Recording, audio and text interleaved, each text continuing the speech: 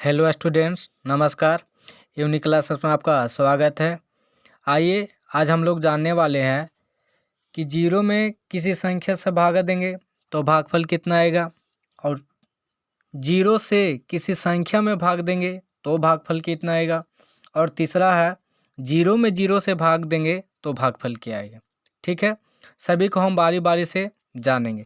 आइए सबसे पहले पहला सवाल को जानते हैं कि जीरो में अगर किसी संख्या से भाग देंगे, जैसे मैं यहाँ उदाहरण लिए हम कि जीरो में यदि 4 से भाग देंगे तो भागफल कितना आएगा, यानी कि आंसर कितना आएगा। तो सबसे पहले आपको करना क्या होगा कि 4 से जीरो में भाग देना होगा। अब यहाँ पे 4 का पहाड़ा कितना बार पढ़े कि जीरो आ जाए। तो आप भी जानते होंगे कि अगर 4 एक बार पढ़ेंगे तो 4 हो जाएगा, इसीलिए 4 कितना बार पढ़िएगा, 0 बार। तो 4 0 बार पढ़ने से 0 हो जाएगा। तो इसमें तो 0 लाना था, 0 आ गया। कहने का मतलब इसमें आंसर कितना आएगा, भागफल कितना है, 0।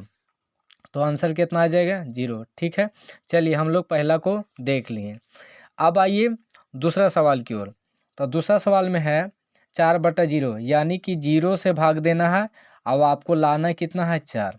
तो आप ही बताइए, 0 पहाड़ा पढ़ के आपको 4 लेना है। तो आप 0 का कितना बार भी पढ़े, अगर 0 का 0 बार पढ़ते हैं तो 0 आएगा, और 0 का अगर आप एक बार पढ़ते हैं फिर भी 0 आएगा, और 0 का यदि आप 2 बार पढ़ते हैं फिर भी कितना आएगा, 0 आएगा। 0 अगर 3 बार पढ़ते फिर भी कितना आएगा, 0 होगा। कहने का मतलब आप 0 को कितना भी बार पढ़ ले आपको 0 ही प्राप्त होगा, यानी कि गुणनफल के रूप में 0 ही आएगा। तो यहाँ 4 मतलब 0 का पहाड़ा में 0 का अलावा कुछ भी आपको प्राप्त होने वाला नहीं है।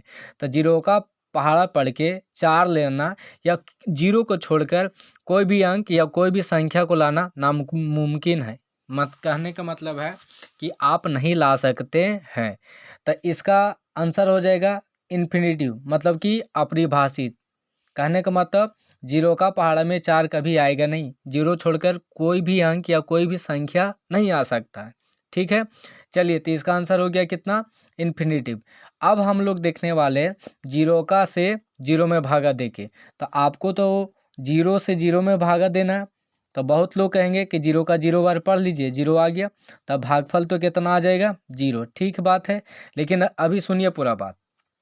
अब बहुत लोग को कहना है कि 0 में 0 है, मतलब ऊपर नीचे बराबर, तो आंसर कितना आ जाएगा, 1। जैसे में आप लोग भी ऐसा करते होंगे, यदि 4 है ऊपर और नीचे भी 4 है, मतलब अंश और हर बराबर रहता है, तो आप भी कितना लाते हैं, लिखते हैं 1।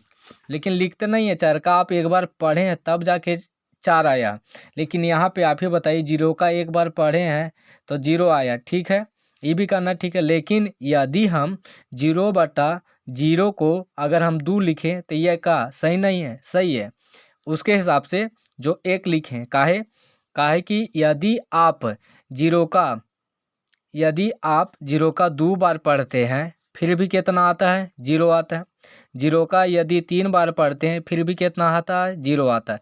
इसी प्रकार 0 का आप कितना बार भी पढ़िएगा तो 0 आएगा। तो आंसर तो कुछ भी हो सकता है ना। जैसे मैं यहाँ पे लाया है, 0 का 0 बार पढ़े तो 0 आया। तो कोई ये भी तो कह सकता है कि 0 का यदि हम 4 बार पढ़ें फिर भी तो 0 आएगा।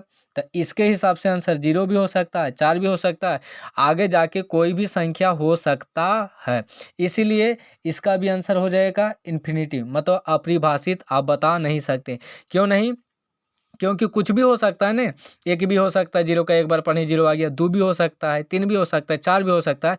इस प्रकार से आगे सारी संख्याएं हो जाएगी, इसीलिए इसका आंसर हो जाएगा इन्फिनिटी, मतलब अनंत। आप बता नहीं सकते हैं। तो हम तीनों को जान चुके हैं। यदि 0 ऊपर है और नीचे 4 है तो आंसर 0, लेकिन यदि 0 नीचे है और ऊपर कोई अंक है तो इसका आंसर इन्फिनिटी, और ऊपर 0 नीचे 0 मतलब अंश और हर दोनों 0 है, फिर भी आंसर क्या हो जाएगा, इन्फिनिटी। ध्यान रखना है, यदि नीचे में 0 है तो आंसर इन्फिनिटी, लेकिन अगर ऊपर में 0 है तो आंसर हो जाएगा 0। ठीक है, बाय बाय, धन्यवाद।